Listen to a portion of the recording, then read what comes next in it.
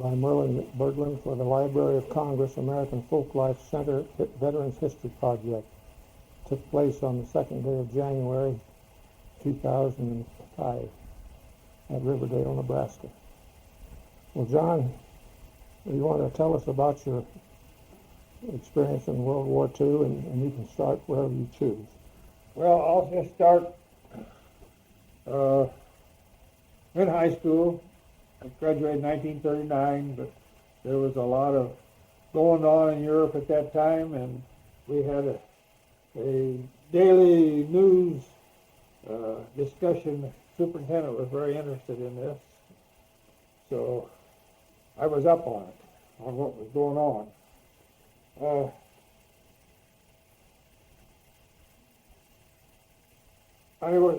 From high school, I went to University of Nebraska at Lincoln for 1 year.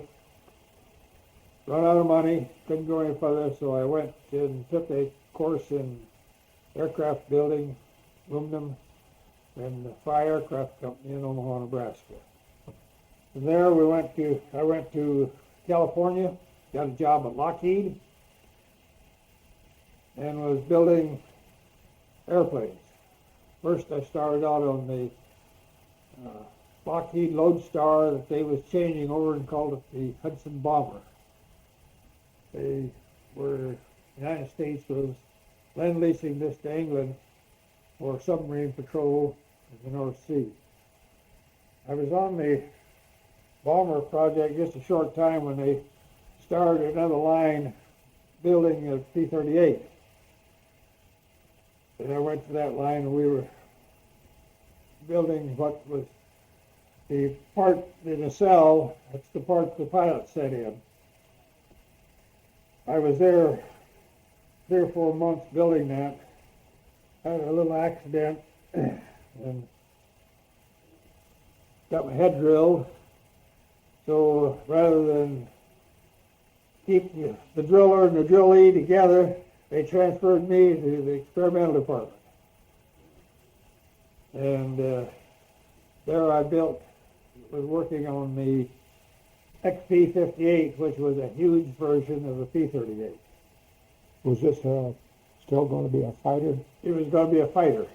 Just a bigger version of it. A much bigger version. It was powered by 2 inline engines of 7 cylinders, 6 rows, 42 cylinders. It was a whopper. It was huge. I'd never seen anything like it. That would be 42 cylinders? 42 cylinder inline engine. It was huge. The whole plane was huge. The pilot sat straddling a cannon with fire between his legs. So, and it was supposed to be a long-range fighter for bomber escort. But one day the supervisor came around and said, "John, we can't get you any more deferments, so I guess you're going to have to go take your physical, and it's scheduled for the day after tomorrow." So I went to downtown, rode my bicycle downtown Los Angeles, took my physical, and from there I went straight over to the Air Force recruiting officer and tried to get in. He said, "I'm sorry, we don't have any openings here. You go back to Omaha where you came from and you can probably get in." So 2 days later I was on my way to Omaha. And just a short time after that I was in the Air Force as an aviation cadet.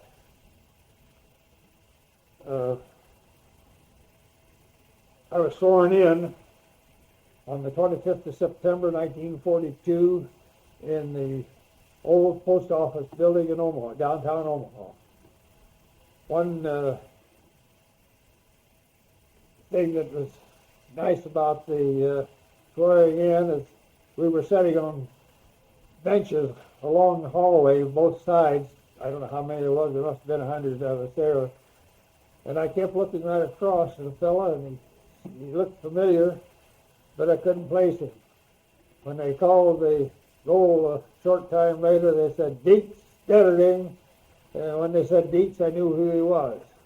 I went to grade school with him. He was about first grade, and I was in about the fifth grade.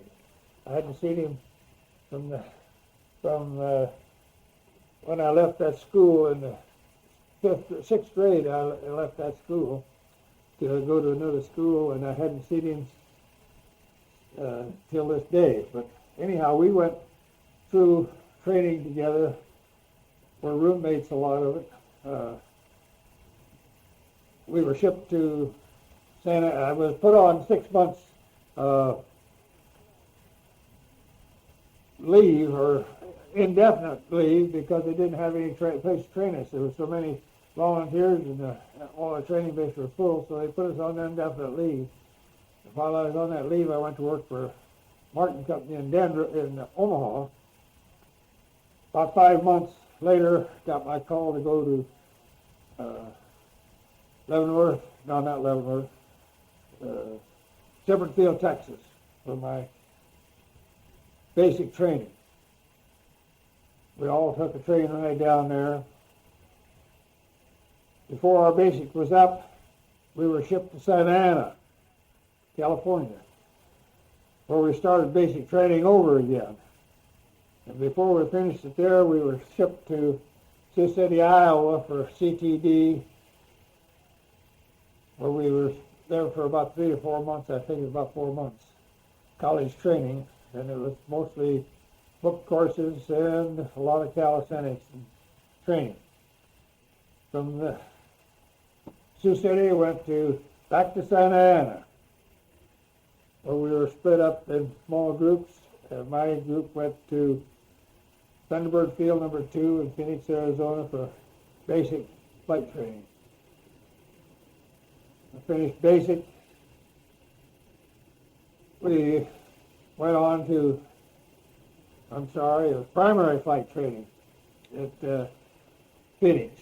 Then we went to Bakersfield, California for basic training in the multi-vibrator, BT-13.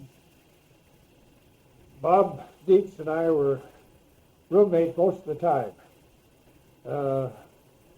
We were split up for advanced training. Bob went to fighter training, and I went to bomber training at Shepherdfield, Texas. I completed my training there, promoted, got my second lieutenant bars on,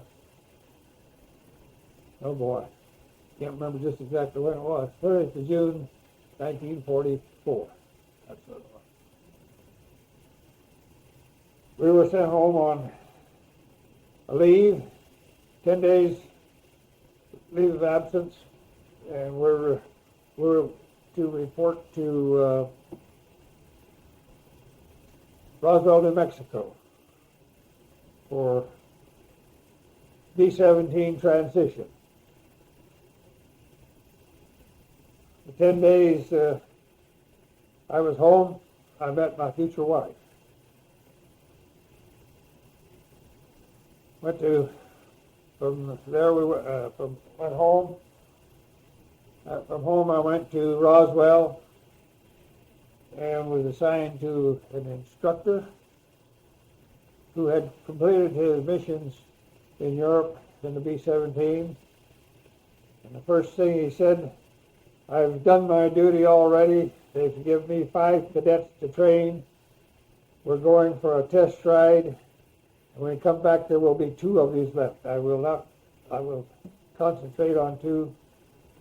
After about 5 minutes in the seat on that test ride, I was one of the ones that was the 3 that was eliminated. I didn't have to go to any classes or anything, but I was going to be there till the class shipped out. So I did go to all the ground school classes, and when we shipped out to Lincoln, Nebraska airfield for making up crews, we got there, and as soon as one of the fellows that I went through training with at Roswell, and knew I went through all the schools and everything. He said, "You want to be my co-pilot?" And I said, "Sure." Johnny Banks was the fellow's name. We'd got acquainted while we were close to in the same barracks, I guess, probably down there, because he was a B and I was a D. We were always alphabetical. So I was we were at Lincoln for quite some time. All we had to do while we was at Lincoln was see the board in the morning. If our name wasn't on it, we had the rest of the day off. That'd be Lincoln, Nebraska. Lincoln, Nebraska. And so I'd get on the train after I read the bulletin board by 8 o'clock or so in the morning and go to Council Bluffs, where my folks live, and Mom had bought a set of kitchen cabinets from Montgomery Ward and don't know how she's going to get them up, so I started installing them. Well, it so happened that this young lady that was living there had my room. Mom had taken in boarders because so many people working at the bomber plant there in Omaha, and my future wife happened to be one of these boarders. Well, it wasn't long as I met her, and we were going out evenings, and I was building cabinets at daytime, and about 11 o'clock I'd head back to Lincoln on the train, and 8 o'clock next morning I was heading back to Council Bluffs. But anyhow, we finally were shipped, our crew was shipped to Sioux City for transition, overseas transition. We were flying B-17s, overseas training. We were at our gunnery practice. All the things it took to learn to be a crew to fly that airplane. And what plane was this, John? This is a B-17. B-17D probably. They used any old airplanes for training, and then the last few days of training we did get into the B-17Es, which were the ones they were using for actually sending on the bombing missions. Well, we was on the missions training there. I got sick. What they call lover's disease. And they slapped me in the hospital. I'd been married 6 days, and I was in the hospital for 3 weeks. What the devil's the name of it? They call it lover's disease. Anyhow, they didn't know what the cure. There was no cure for it, and there still isn't to this day, except bed rest. So I was in bed there. My wife had come out and see me every day. The days, 3 weeks in the hospital. And what a boring time it was. But anyhow, when I got out, the only thing they did to treat it was give me sulfa. And the sulfa took away my depth perception. So I was grounded for a while. And when I went back on flying duty, of course, the crew that I was on, they had replaced me with another co-pilot because they couldn't wait on me. So I was without a crew. So I flew the test hop. One of the co-pilots in test hop for quite some time. And one morning there was a message for me to report to such and such a place. I was being placed on another crew as a co-pilot. The co-pilot on this crew that I replaced him with suddenly went blind, totally blind overnight, and I was his replacement. I never heard how he came out or anything, but anyhow, this was Lieutenant Few's crew. I got into it, the training, pretty well toward the end of it, of the training period. But anyhow, we finished our training there and went overseas. Must have been March or so of 45.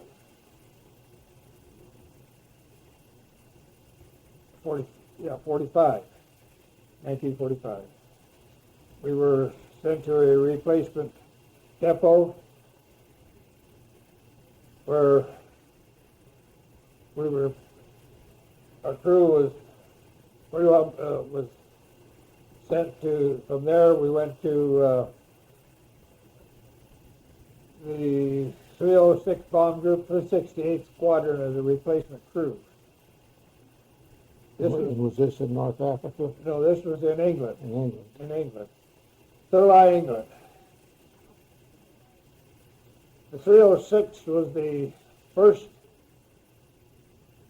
group from the United States to go to England for the war. The beginning of the United States was at the war, in the war. So I was just an old group. But anyhow, they didn't need a whole crew, so our crew was pretty much broken up, and we all flew as replacements as some of the fellows were finishing their missions and were sent home, and we would be replacements for those on different crews. Actually, I only got on one bombing mission. We bombed Plattling, Germany. Don't remember the date, but anyhow, it was right toward the end of the war. We sat on the end of the runway many, many mornings, loaded, ready to go. But there had been an unfortunate happening where we bombed our own troops once because the Army was advancing so fast they couldn't keep track of them. So the reason we sat on the end of the runway ready to go was they was not sending us unless they knew exactly where our troops were.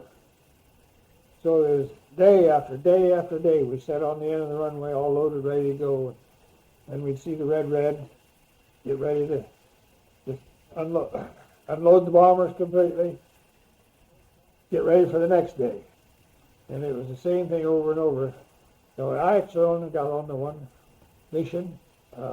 It was a long mission. I think it was about 8 hours. Plattling, Germany. Was way down in southeast Germany and Austria part. We bombed a railroad marshalling yard. And sometime later, after the war, they said it was one of the most perfect bombing patterns that they had pictures of. I guess we really tore up that marshalling yard, but it was pretty late in the war. There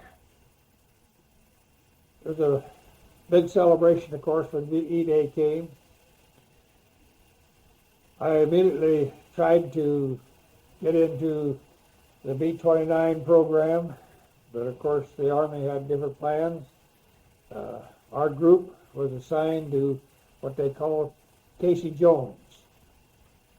Casey Jones was a project to photomap strategic Europe and North Africa from 20,000 feet.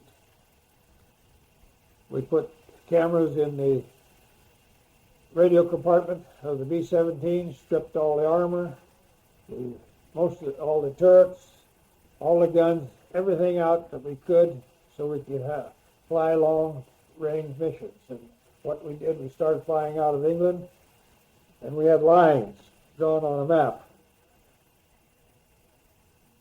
We had to follow those lines from 20,000 feet in the air, plus or minus 100 feet, with a wing tip of no more than 1 degree, and we had to have a constant ground speed. So it was very, very precision flying. The autopilot would not fly it. We could fly it manually for 2 or 3 minutes, and then we would turn it over to the other pilot and go back and forth because it was so tense.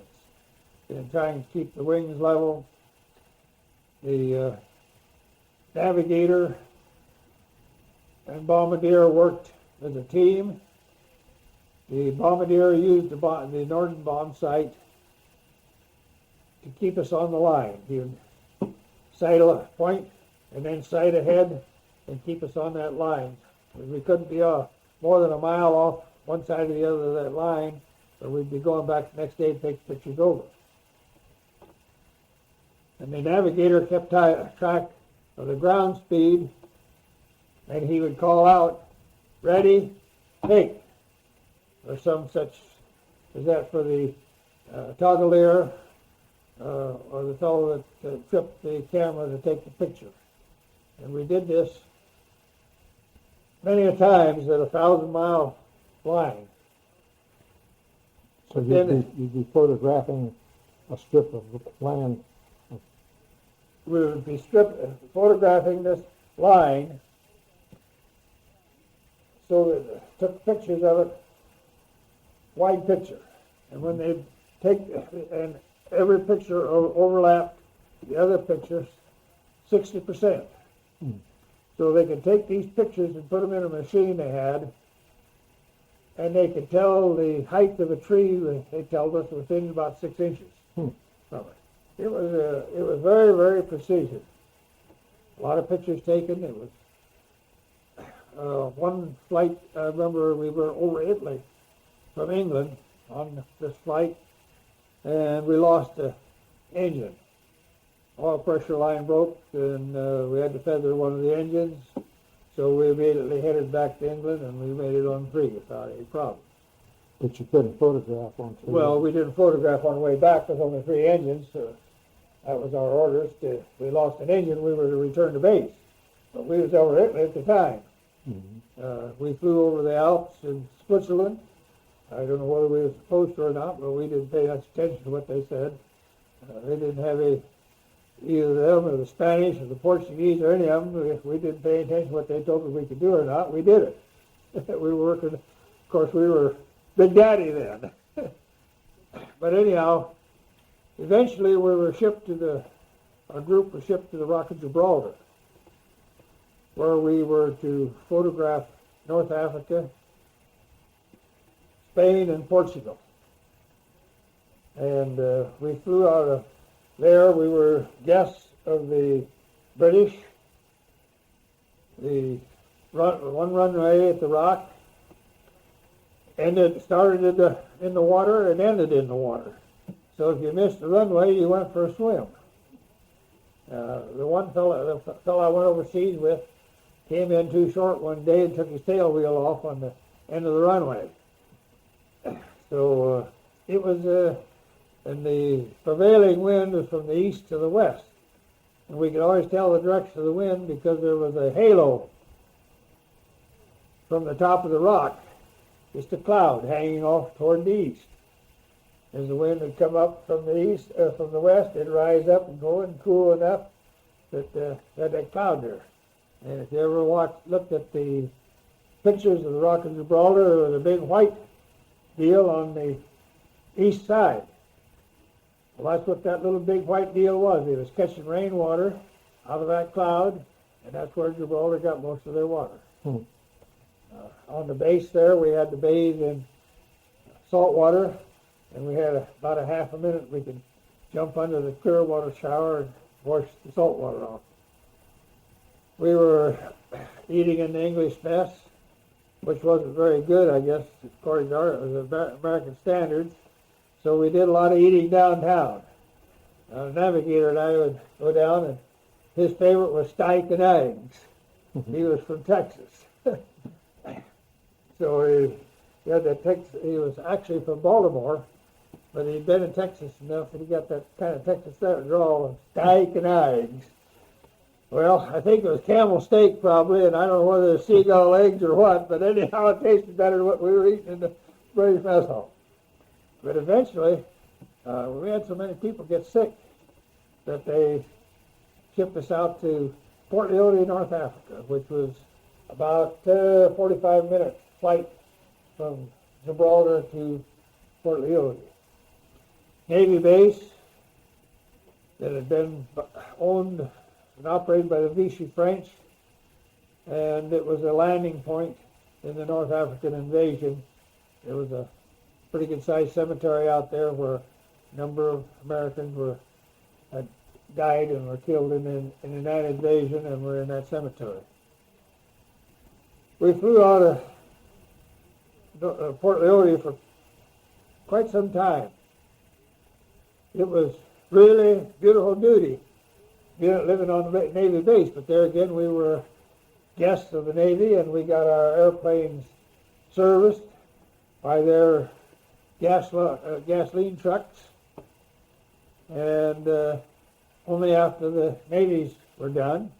So we were quite a disadvantage. And one day I was sent from Port Leone to Casablanca on some kind of a lasting deal, and as I came back I noticed there was a huge pile of what looked like B-17 engines there. And I came back, I talked to CO, and I said, boy, I said, we've got a lot of bad engines. We were having problems, had to do our own maintenance, because we had a lot of engines that had 1,000 hours on them. And they usually changed out at 500 hours. But anyhow, I told him about this, and he said, well, he says, I know they're there, but he says, we can't get them. He says, I'm going to give you the job of see if you can get them. And so the next day I took a Jeep with another fella, went down and talked to the man that was at the guard gate there, and told him our situation, what it was, and he says, you know, this stuff all goes to the French, and they'll pay for it if and when they can. But he said, you know, just between you and me, I doubt if they'll ever pay for it. Well, I said, I doubt if they will either, but I said, we could sure use some of those engines. And he says, oh, I'll tell you what. He said, you just go get you a truck. And they had everything there. They had trucks, they had cars, anywhere from Jeeps to 6x6s to gasoline transports. They had everything there. He said, you just get you a truck, load up how many engines you want, and when you go through the gate, he said, I won't be there. He said, just keep going. And were these engines crated? Or? They're all crated. Brand new engines, all crated. Oh, my. And so I didn't take anything that day. All I took that day was a command car. I don't know what it was. It was a Ford, all painted in the gray color of the Army. And I went back to the base, and I looked up the CO, and I said, I got something outside here. I walked outside, I said, here's the keys to that command car. What? Yep. I said, we can get all the engines we want, or anything else we want. He said, you're the transportation officer from now. So that was my main duty at that time at Port Leone. We went down, I got a big flatbed truck, we loaded a bunch of engines onto it. We took them up to Port Leone, and we started changing engines out. And any time we had much problems with an engine, we just slap a new one in. I also brought up gasoline trucks, 6x6s, 4x4s, more Jeeps. We were really outfitted. And when I left to come home, there was well over $1 million worth of equipment I signed over to the next man. I don't know whatever happened to it. That wasn't my problem. I signed it over, and that was his problem. But while I was there, how much time? We're okay. Okay, you have about 20 minutes. While I was there, we had a number of experiences other than just the maintenance problems. We had problems with the Arabs coming across the river there and stealing a lot of stuff. And somehow or other, intelligence got a hold that they was going to pull a big raid, and we didn't know what it was about or anything, but they had a lot of dory, small boats on the other side of the river, and they was going to pull a raid one night. So the base went on full alert, and we were told to go check out whatever guns we could. Everything had been checked into the provost marshal, supposedly. The 450 caliber machine guns that were going to pull a big raid of some kind. That was through our intelligence, the Navy intelligence and that. And all of the guns have been taken off of everything, including the patrol boats. And so we had some shotguns, about all we had. So we started, but you'd be surprised, even though all the guns have been supposed to be turned into the provost marshal, you'd be surprised how many guns came out of hiding that night. Everybody had 2 or 3 souvenir weapons.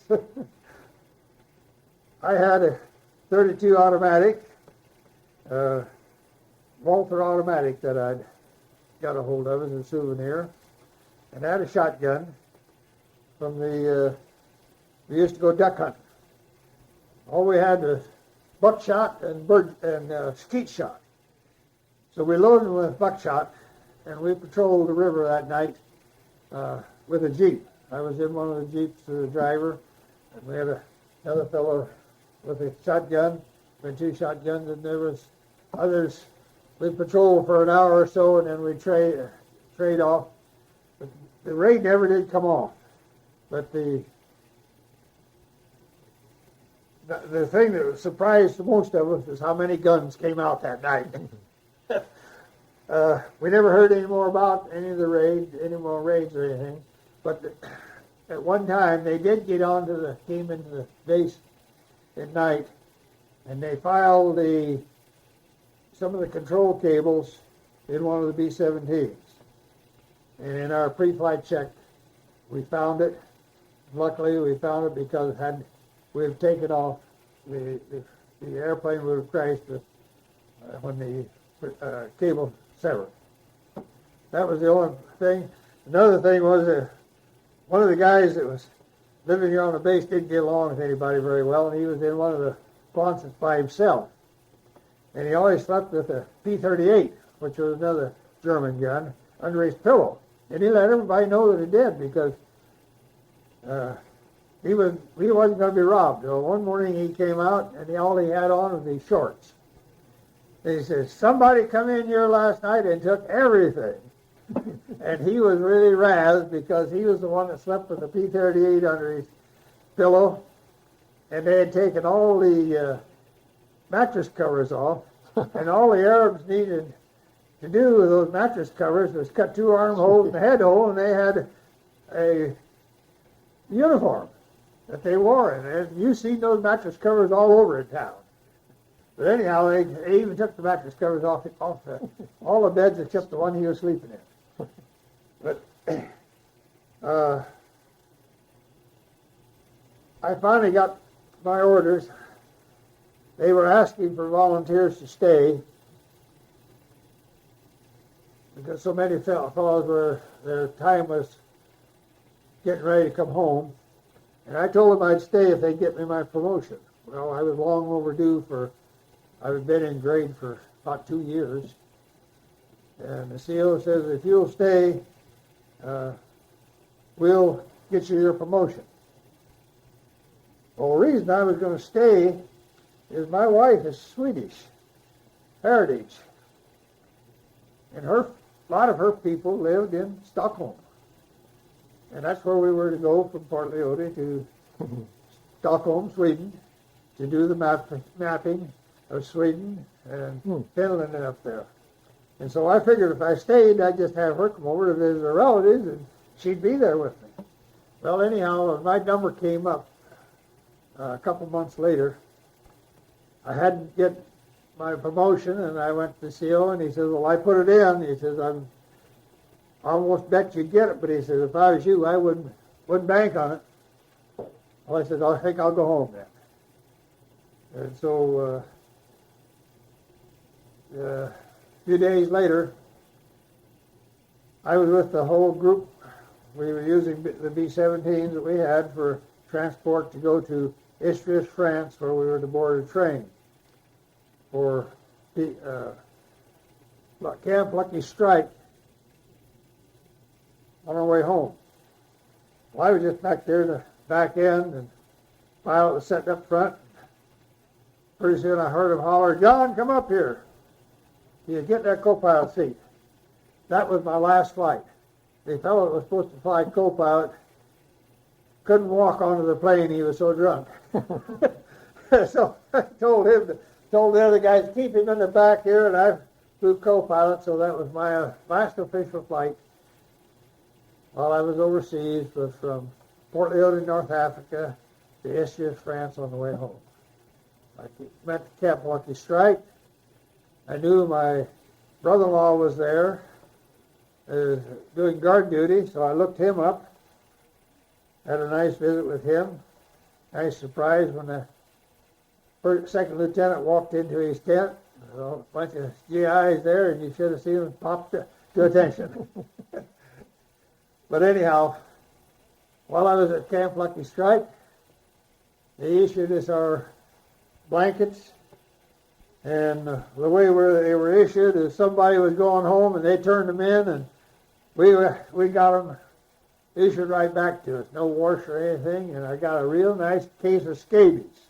Oh, wow. And so went on sick call, got a bunch of pink stuff that we had to rub all over us, and I was scratching from there till halfway home on the boat. And finally got rid of the scabies.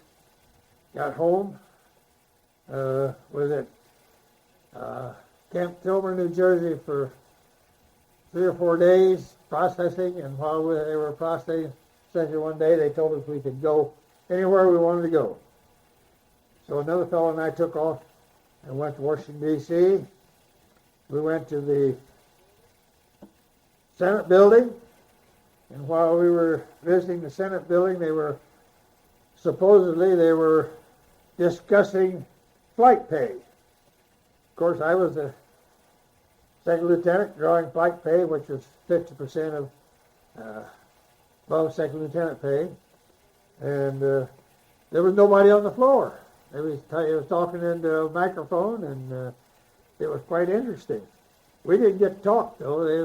They had a big screen between us and down there. But anyhow, that was my first trip to Washington, D.C. We went from there, went back to Camp Kilmer, shipped to Fort Leavenworth, Kansas, to be mustered out. That was one of my lucky days. I went to go to be mustered out, and who should be sitting there to muster me out was one of my friends from CTD.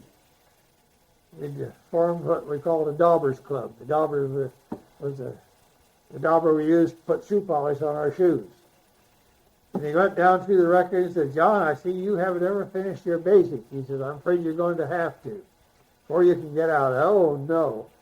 He said, "Well, you know," he said, "you've been through it. I think you know it all." And he checked it off, and I got to go home.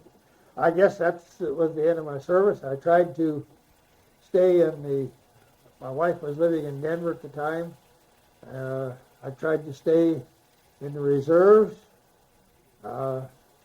We had meetings, not much to do, mostly just horsing around. I got tired of that and quit. That was the end of my Army career. I went to school under the GI Bill, learned to be a cabinet maker, and I carried that trade through from about 1946, different phases of it. Carpenter built houses.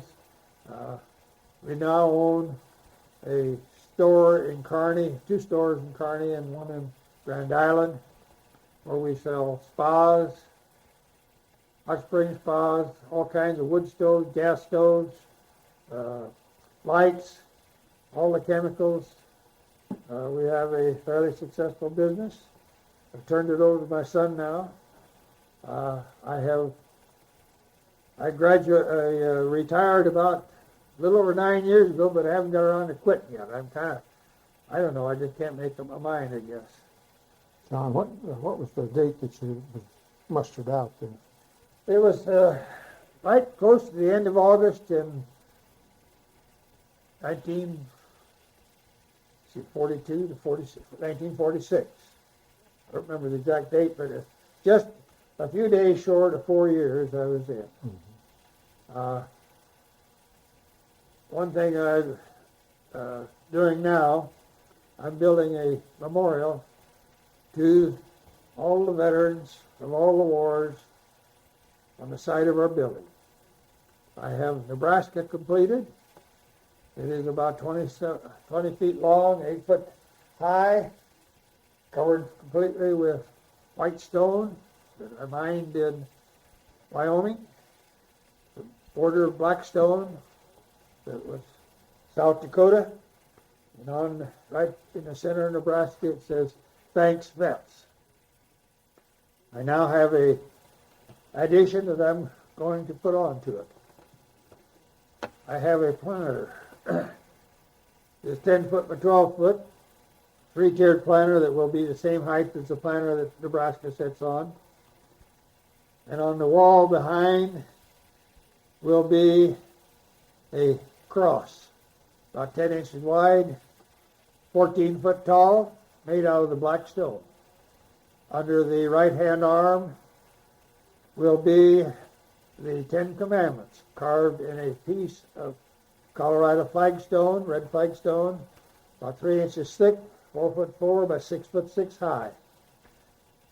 Under the left-hand arm of the cross will be the 5 service emblems in bronze. The fascia of the building will be raised about 4 foot. In the background there will all be white stone, but right above Nebraska will be "May God Bless America" in the black stone in the same size as "Thanks, Vets." This is my tribute to all the vets of all the wars that the United States have been in. I feel that World War II was a necessary war. It cost us many, many thousands of lives. But had it not been for that war, we would either be speaking German or Japanese if we were alive. I doubt that I would have survived because they wouldn't have been able to come as long as I had life. I support our veterans organizations, American Legion, life member of the VFW. And I got sick this last summer and wasn't able to complete that memorial, but I hope to have it done now by the next Veterans Day, November 2005.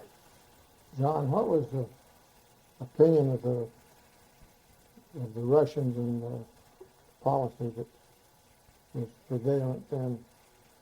Well, we all thought over there that now that we've got the Germans, we just well go right on through Russia and get that taken care of. It didn't prevail. Patton was ready to go, but somebody said no. As it turned out, it cost us a long Cold War. The Russians, I guess, are our friends now. I don't know how that would have come out, but I don't think there was much resistance left in the Russian people. They did. I'm going to make a little postscript here. One of the most memorable flights I made in all my career was soon after the war. We were told to make a maximum effort. Absolutely nothing on the plane that wasn't necessary. We put in Bombay tanks, and we were going to go liberate some of our POWs. We didn't know where we were going, but we found out when we got there that we were up in either Estonia or Latvia, and brought home a bunch of the American flight personnel that had been shot down. I never saw such a happy group as they crowded onto the plane. That day, we flew from Thurley, England, up to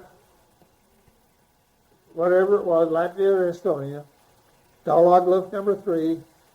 From there, we never shut the engines off. We flew to a port airplane drome right outside of Paris, unloaded, and went back to England, and barely had enough gas left to land.